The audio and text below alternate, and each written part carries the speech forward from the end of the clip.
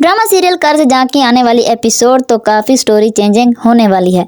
अब बिस्मा पहले वाली बिस्मा नहीं रही, अब बिस्मा आसिम की जोजा बन गई है। जी हाँ दोस्तों, आने वाली एपिसोड में दिखाया जाएगा कि आसिम बारात लेकर बिस्मा के घर पहुंच जाता है और दूसरी तरफ दादी जो के सोग मना रही होती है कि बिस्मा जो उनकी कैद में थी आखिर रिहा क्यों हो गई। अम्मार की माँ कमरे में आती है और बोलती है कि माँ जी मैंने आपके कपड़े निकाल दिए थे, आप तैयार क्यों नहीं हुई? बाहर सब लोग आपका इंतजार कर रहे हैं, बिस्मा का निकाह हो रहा है। तो दादी बोलती है बिस्मा मेरे लिए मर गई और मैं गैरों के जनाजे में नहीं जाती।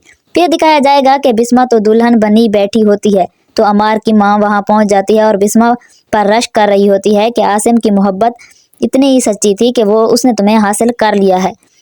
तो वो बिस्मा को बोलती है पीछे मुड़कर मत देखना, जिसका भी दिल दुखता है दुखने दो, तुम अपनी जिंदगी सुकून से गुजारना और नशवा की फिक्र नहीं करना।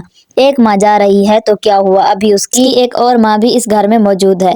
फिर बिस्मा और आसिम का निकाह हो जाता है। बिस्मा नशवा को प्यार करती है, दूसरी तरफ बख्तियार ना चाहते हुए आसिम को मुबारक देता है और गले भी मिलता है।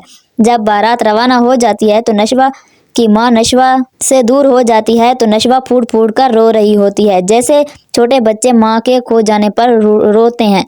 तो वहां पर बुरहान आ जाता है और नशवा को चुप कराने की कोशिश करता है और बोलता है जिस नशवा को मैं जानता हूँ उसकी डिक्शनरी में कोई मायूसी, कोई रोना पीटना ऐसा लफ्ज है भी नहीं। वो नशवा के आंसू पोंछने लगता है लेकिन नशवा दूर हो जाती है। नशवा और बुरहान को एक साथ अम्मार देख लेता है। उनको साथ देखते ही अम्मार को गुस्सा आ जाता है और बुरहान को देखकर जेलस फील करता है और अपने कमरे में जाकर स्मोकिंग करने लगता है। दूसरी तरफ आसिम और बिस्मा भी बहुत खुश होते हैं एक दूसरे को पाकर।